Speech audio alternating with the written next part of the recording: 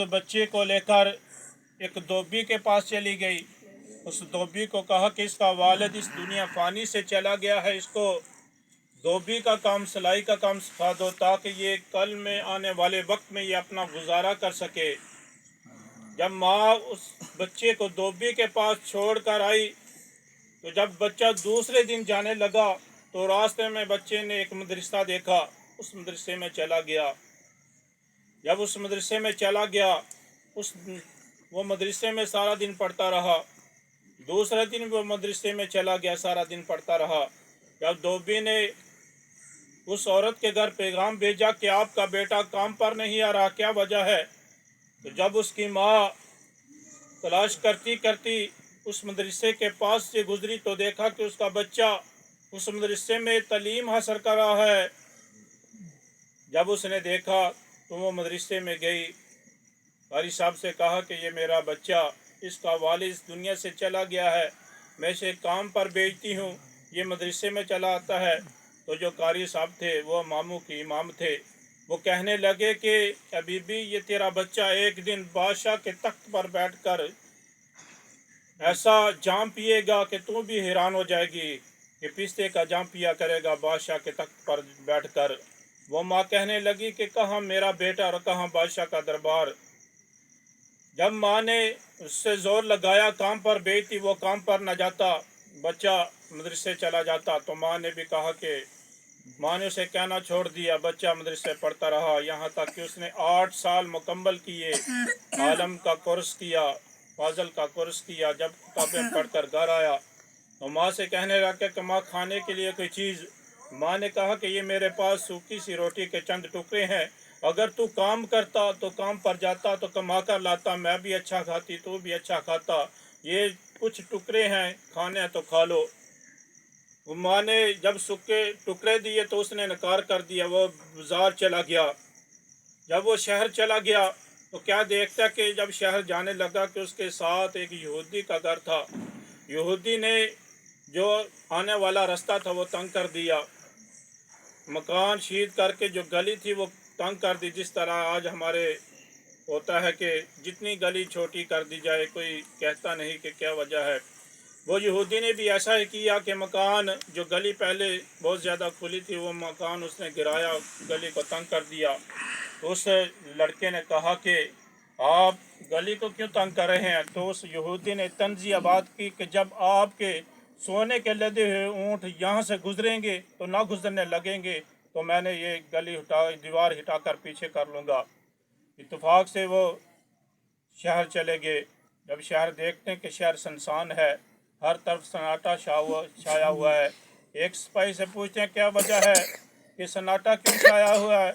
उस सिपाही ने कहा कि आप नहीं जानते कि आज जो शहर का बादशाह है खलीफा हारून रशीद, उसने कहा कि अपनी बीवी को कहा कि तुझे 3 तलाक़ें। तो बीवी ने कहा कि अगर उसकी बीवी ने कहा कि जो तू जहन्नमी है, तो खलीफा हारून ने कहा कि अगर मैं जहन्नमी हूँ तो तुझे 3 तलाक़ें। उसी मसले में उलमा इकट्ठे हुए हैं, सब उसी की तरफ बैठे हुए हैं ताकि इस मसले का हल निकाला जाए। तो कहते हैं कि मैं भी उस मजलिस में चला गया।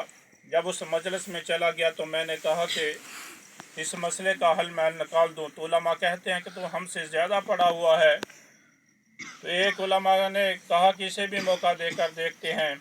उसने इमाम अबू यूसुफ जो थे उन्होंने पूछा कि बादशाह वक्त कोई ऐसा मौका आया है कि रब की बारगाह में खड़ा होने से डर गया है। उसने कहा कि बेशुमार ऐसे मौके हैं कि मैं रब की बारगाह में खड़ा होने से डर गया।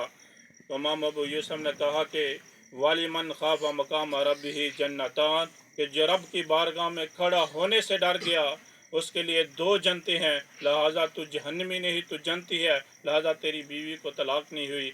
तो बादशाह उलमा भी हैरान हो गए, परेशान हो गए। इसने एक 12-14 साल के बच्चे ने इस मसले का हल निकाल दिया है। तो बादशाह ने उसे सोने के लदे हुए 7 ऊँट दे दे। تو جب وہ اونٹ لے کر اپنی گلی سے گزرنے لگا تو اس کے اونٹ نہ گزرے تو وہ یہودی کے پاس گیا تو کہتا کہ جب تیرے سونے کے لدے ہوئے اونٹ یہاں سے گزریں گے تو نہ گزرنے لگیں گے تو میں اپنی دیوار ہٹا کر پیچھے کر لوں گا، لہٰذا تو اپنی دیوار ہٹا تاکہ میرے سونے کے اونٹ یہاں سے گزر جائیں۔ تو جب اس نے دیوار ہٹائی تو جا کر سارا سونا ماں کے قدم میں ڈال دیا۔ ماں نے پوچھا بیٹا یہ کیا ہے اور یہ کہاں سے آیا ہے؟ تو کہنے لگا ماں ابھی تو میں نے قرآن کی ایک آیت پڑھی ہے، رب نے اتنا دی ہے، اگر میں سارا قرآن پڑھ دوں تو مجھے کتنا دے گا؟ کہ وَلِمَنْ خَافَ مَقَامَ رَبِّهِ جَنَّتَانِ، جو رب کی بارگاہ میں کھڑا ہونے سے ڈر گیا اس کے لیے دو جنتیں ہیں۔ ساری بات عمل کی ہوتی ہے کہ جتنی زیادہ کسی کا عمل ہوگا، جتنی زیادہ خالص کسی کی نیت ہوگی، رب تعالیٰ اس کو اتنا ہی زیادہ نوازے گا۔ کہ ساری بات عمل پہ ختم ہوتی ہے۔ انما الاعمال بالنیات کے مار کا دار و مدار نیتوں پر ہے۔ اگر کسی کی نیت خالص ہوگی تو رب تعالیٰ بھی اسے اتنا ہی نوازے گا۔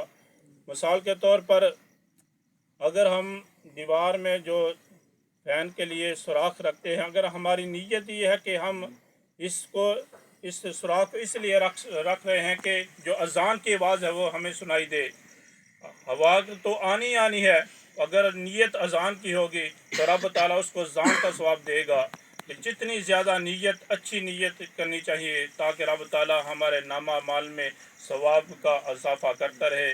جب میں آپ کے سامنے بلا تخیر مفتی جیشان صاحب جو آئے ہوئے ہیں ان کو دعوت خطاب دیتا ہوں کہ اللہ تعالیٰ ان کے علم میں عمر میں برکت عطا فرمائے، ان کی آمد سے قبل زوردار نعرہ ہو جائے، نعرہ تکبیر، اللہ اکبر، نعرہ رسالت، یا رسول اللہ، نعرہ تحقیق، نعرہ حیدری، یا علی، دار کی آمد، مرحبا، دار کی آمد، مرحبا، نے کی آمد، مرحبا، حضور کی آمد، مرحبا۔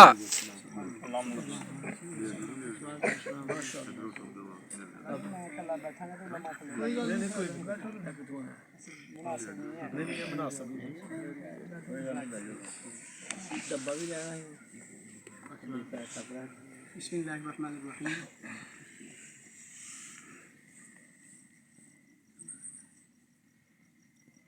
وَإِذْ أَخَذَ اللَّهُ مِيثَاقَ النَّبِيِّينَ لَمَا آتَيْتُكُم مِّن كِتَابٍ وَحِكْمَةٍ ثُمَّ جَاءَكُمْ رَسُولٌ مُّصَدِّقٌ لِّمَا مَعَكُمْ لَتُؤْمِنُنَّ بِهِ وَلَتَنصُرُنَّهُ قَالَ أَأَقْرَرْتُمْ وَأَخَذْتُمْ عَلَىٰ ذَٰلِكُمْ إِصْرِي قَالُوا أَقْرَرْنَا قَالَ فَاشْهَدُوا وَأَنَا مَعَكُم مِّنَ الشَّاهِدِينَ۔ قال الله تبارك وتعالى في القرآن المجيد في مقام آخر: وَأَمَّا بِنِعْمَةِ رَبِّكَ فَحَدِّثْ۔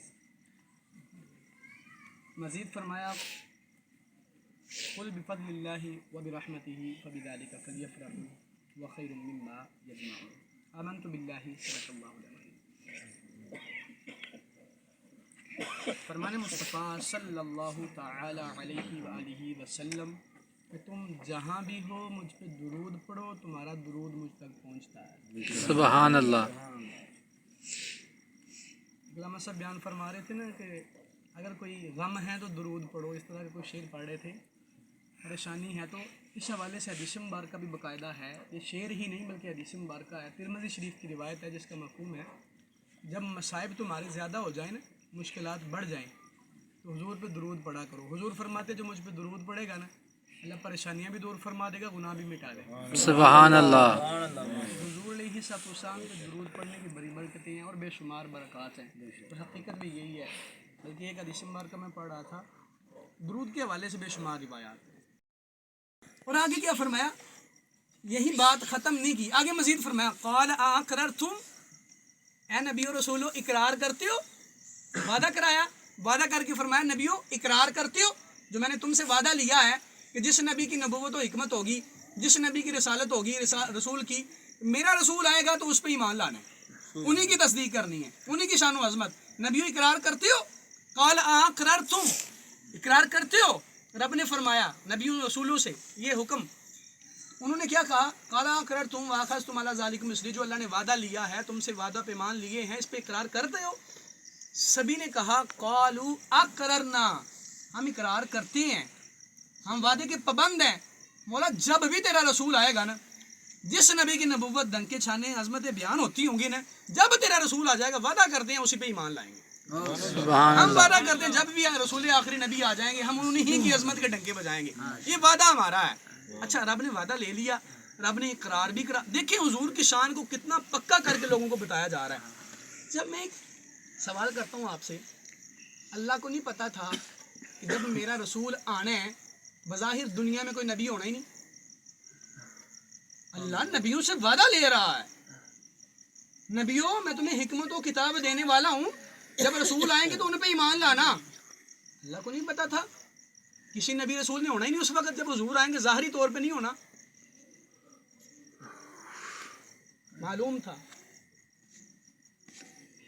लेकिन यहाँ पे एक और हकीकत भी मिलती है ना, ये भी था ना कि अल्लाह ताला ने बेशक विसाल हो चुके होंगे लेकिन जिंदगियों से फिर भी नबियों को नवाजा होगा। और एक दूसरी बात ये भी है, अगर चाहे नबी आखिरुज़्ज़मान नबी तशरीफ़ लाएंगे, दिगर अंबिया किराम दुनिया पे तशरीफ़ फरमा ना होंगे, बाद विसाल की बात है, तो ये मकसद था ये लोगों को हुजूर की शान बताना। सुभान अल्लाह। मेरे मुस्तफ़ा की कोई शान आम शान नहीं है, ये वो अजमत, वो शान, वो बुलंदियाँ अल्लाह ने मुस्तफ़ा को अता की हैं जो नबियों रसूलों से वादे पे मान लिए हैं कि मेरे रसूल के आने पे मेरे रसूल ही की शान व अजमत बयान करना, मेरे रसूल ही पे ईमान लाना। नबियों से वादों पे ईमान कराने के बाद रब ने इकरार करवाया, काला अक़ररतुम व अख़ज़्तुम अला ज़ालिका मिस्री क़ालू अक़ररना, मोला वादा कर लिया, हमने इकरार भी कर लिया, जब तेरा रसूल आएगा उसी की बात होगी, बस उसी की बात होगी। इकरार किया, कालू अक़ररना, मोला इकरार कर लिया। काला फशहदू, इकरार करवाने के बाद चाहिए तो ये था बात खत्म हो जाती, लेकिन रब ने फरमाया नहीं, फरमाया कालू अक़ररना, इकरार हो गया, सबका हो गया। फरमाया काला फशहदू, नबियों अब गवाह भी बन जाओ एक दूसरे पे। ऐ इब्राहिम इस्माइल के गवाह बन जाओ, ऐ मूसा हारून के गवाह बन जाओ, ऐ हारून मूसा के गवाह बन जाओ, सुलेमान अलैहिस्सलाम दाऊद के गवाह बन जाओ, ऐ दाऊद सुलेमान के गवाह बन जाओ, ऐ आदम हत शीस के गवाह बन जाओ, ऐ शीस हत आदम के गवाह बन जाओ, ऐ यकूब यूसुफ के गवाह बन जाओ, यूसुफ यकूब के। ऐ नबियों काला फशहदू, अब गवाह बन जाओ। अल्लाह ने ये शान बयान की थी कि जब भी रसूल आएंगे ना, जिस नबी की नबूवत और हिकमत होगी, मेरे रसूल की बातें करना, इस बात पे जो मैंने वादा लिया गवाह बन जाओ, एक दूसरे के गवाह बन जाओ। गवाह बन गए, सभी ने इकरार कर लिया, हम गवाह भी बन गए। बात तो अब भी नहीं खत्म की रब ने, बात हो जानी चाहिए थी खत्म, इकरार भी हो गया, वादा भी हो गया, गवाह भी बना लिए, बात तो मुकम्मल हो। रब ने यहाँ भी बात मुकम्मल नहीं की। मुस्तफ़ा की शान कैसे बयान की? फरमाया काला फशहदू, पहले फरमाया काला अक़ररतुम व अख़ज़्तुम अला ज़ालिका मिस्री क़ालू अक़ररना, सबने इकरार कर लिया, काला फशहदू, सब गवाह बन जाओ, गवाह बन गए। फरमाया काला फशहदू व अना माअकुम मिनश शाहिदीन, अगर तुम सब नबी रसूल इकरार करने के बाद एक दूसरे के गवाह बन गई हो कि नबी आएंगे तो उन्हीं की बात होगी, तो तुम सब गवाहों के ऊपर व अना माअकुम मिनश शाहिदीन, मैं तुम्हारा रब गवाह बन जाता हूँ कि मेरा रसूल आएगा तो उसकी बात है। सुभान अल्लाह। हुजूर का जिक्र है, किस तरीके से रब मुस्तफ़ा की शान बयान कर रहे हैं, किस तरीके से कौलो इकरार वादे मुआहदे करवाए जा रहे हैं मेरे मुस्तफ़ा करीम से। हुजूर की शान की तो बात ही क्या है, मेरे मुस्तफ़ा के जिक्र की तो बात ही क्या है ना। तो ये जिक्र मुस्तफ़ा करना ये तो हमें अल्लाह भी बता रहा है, ये हम भी वही अर्ज कर रहे हैं मेरे मुस्तफ़ा को। जिस तरह हमारे पहले कई साहिबान बयान कर रहे थे कि हुजूर जब तशरीफ़ लाए, हत अबुल आस की वाहत आमिना फरमाती हैं कि मेरे से नूर खरज अमिन्नी नूर, मैंने देखा मुझसे नूर निकला। और एक दूसरी रिवायत बयान की वो झंडू वाली। मैं एक आपको अहम मसला अर्ज़ कर दूँ और मैं बड़े ही दावे से ये अर्ज़ कर रहा हूँ अल्हम्दुलिल्लाह, ऐसी रिवायत या ऐसी हदीस जिसको हम ज़ईफ़ कहते हैं, क्या कहते हैं, याद रखना कोई भी हदीस ज़ईफ़ नहीं होती, कोई भी हदीस। अब इस पे भी आपको इतराज़ होगा, ज़ईफ़ हमने पढ़ा हुआ है, ज़ईफ़ भी, हसन भी, सही भी, हसन गैर भी, मतलब दिगर रिवायतें पढ़ी हैं, लेकिन आप कह रहे हो ज़ईफ़ हदीस। हदीस ज़ईफ़ नहीं होती, उसमें ज़ोफ़ पाया जाता है, उसमें फिर रावी ज़ईफ़ हो सकता है यानी कमज़ोर हो सकता है, जिसकी वजह से उसमें ज़ोफ़ बयान किया जाता है। बल्कि हदीस जो मुस्तफ़ा की वो ज़ईफ़ नहीं होती, हाँ रावी जो है वो कमज़ोर हो सकता है कोई उसमें। तो अगर ऐसी रिवायत हो जिसमें ज़ोफ़ पाया जाता हो, तो ये आइमा मुहद्दिसीन جنہوں نے یہ تخصیص اور تقسیم کی ہے نا حدیثوں کی، یہ کنہوں نے کی ہے؟ حضور نے تو نہیں کی، صحابہ کرام نے تو نہیں بتایا کہ یہ صحیح حدیث ہوگی، یہ ضعیف ہوگی، یہ حسن لغیری ہوگی، یہ صحیح حسن صحیح ہوگی، یعنی کہ دیگر جو حدیث کی تقسیمیں صحابہ تو نہیں کی، نبی نے تو نہیں کی، تابعی، بلکہ یہ محدثین نے کی ہیں۔ محدثین نے بتایا کہ یہ شرائط پائی جائیں تو یہ حدیث صحیح ہوتی ہے، یہ شرائط پائی جائیں تو یہ صحیح بالکل حسن لغیری ہوتی ہے، حسن لذاتی ہوتی ہے، یہ شرائط اگر اس میں سے کوئی یہ معاملہ ہو جائے تو یہ ضعف میں آ جاتی ہے۔ تو انہی محدثین نے بیان کیا ہے، الحمدللہ میرے کو دلائل الحمدللہ میرے پاس موجود ہے، انشاءاللہ کوئی مجھ سے لینا چاہے گا تو میں انشاءاللہ کتابوں کے ساتھ دوں گا انشاءاللہ۔ محدثین، بڑے بڑے محدثین نے بیان کیا ہے کہ جب فضائل کی بات آ جائے نا، ایک ہوتی ہے مسائل کی بات کہ جناب نماز فرض ہے، نماز میں یہ مسائل جائز ہیں، یہ ناجائز ہیں، جو مسائل شریعت کی بات آ جائیں وہاں کی بات نہیں، حلال و حرام کی بات آ جائے وہاں کی بات نہیں، بلکہ جب فضائل کی بات آئے، کب؟ فضائل، فضیلت کی، جناب حضور کی بڑی شان ہے، یہ فضیلت کیا ہے؟ فضیلت، حضور کی شان کے اندر اللہ تعالیٰ نے جھنڈے لگوائے، یہ فضیلت ہے، حضور کی فضیلت ہے۔ تو محدثین جنہوں نے حدیثوں کی تقسیم کی ہے، وہ محدثین لکھتے ہیں کہ جب کوئی ضعیف روایت بھی آ جائے گی نا مصطفیٰ کے فضائل کے اندر تو حضور کے فضائل میں وہ بھی مانیں گے ہم۔ سبحان اللہ۔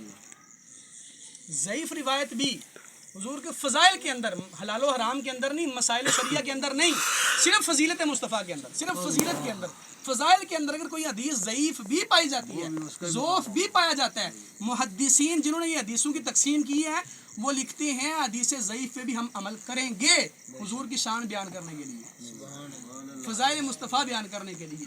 تو یہ حدیث جو بیان کی جاتی ہے، سیدتنا آمینہ رضی اللہ تعالیٰ عرض کرتی ہیں، آپ فرماتی ہیں کہ میں نے دیکھا جبریل تشریف لائے، ایک جھنڈا کعبے پہ لگایا، ایک مشرق ایک مغرب میں، اور حضور کی ولادت ہو گئی۔ میرے علم میں نہیں، میں نے اس کی تحقیق ویسے نہیں پڑھی، ہو سکتا ہے اگر ذوف بھی اس میں ہوا، اگر ہوا تو یہ فضیلت کے اندر ہے، کس میں ہے؟ فضیلت کے اندر ہے۔ تو فضائل کے اندر محدثین کا اتفاق ہے کہ بیان کی جائے گی حدیث جو حضور کی فضائل کے اندر، فضیلت کے اندر آئے گی۔ اسی طرح دوسری حدیث بیان موجم کی حدیث ہے کہ ابو العاص کی والدہ آپ فرماتی ہیں کہ میں حضرت آمینہ رضی اللہ تعالیٰ عنہ کے گھر ہی میں تھی کہ حضور کی ولادت ہوئی نا، تو ستارے اتنے قریب آ گئے، اتنے قریب آ گئے، آپ فرماتی ہیں کہ ڈر ہوا کہیں ہمارے اوپر گری نہ جائیں۔ یہ روایت عرض کر رہا ہوں، موجم الصغیر کی یا کبیر کی یہ روایت ہے حدیث کی کتابوں کی۔ ابو العاص کی والدہ فرماتی ہیں جب حضور کی ولادت ہوئی ستارے اتنے قریب آ گئے، یہ ستارے قریب تو نہیں، پتہ نہیں کتنی لاکھوں میلوں دور ہیں، فرماتی اتنی قریب آ گئے ہمیں ڈر ہوا کہیں اوپر نہ گر جائیں۔ یہ روایت کے الفاظ ہیں، اور فرماتی ہیں کہ جدھر دیکھتی ہوں انظر الیک الا نور، جدھر میری نظر جاتی ہے، جدھر نظر جاتی ہے کچھ نظر نہیں آتا، صرف نور ہی نور نظر آتا ہے۔ سبحان اللہ۔ جب حضور کی ولادت ہوئی تو یہ روشنائیاں زمانے کو اللہ نے روشن کر دیا تھا، میرے مصطفیٰ کی ولادت پر ہر طرف روشنائیاں تھیں۔ ہم تو یہ چاند ایک لائٹیں حضور کی ولادت کی خوشی میں لگاتے ہیں نا، کوئی زیادہ نہیں، تو اللہ تعالیٰ نے تمام روئے زمین کو روشن کیا تھا میرے مصطفیٰ کی ولادت کے وقت، الحمد۔ اور حضور کی ولادت جب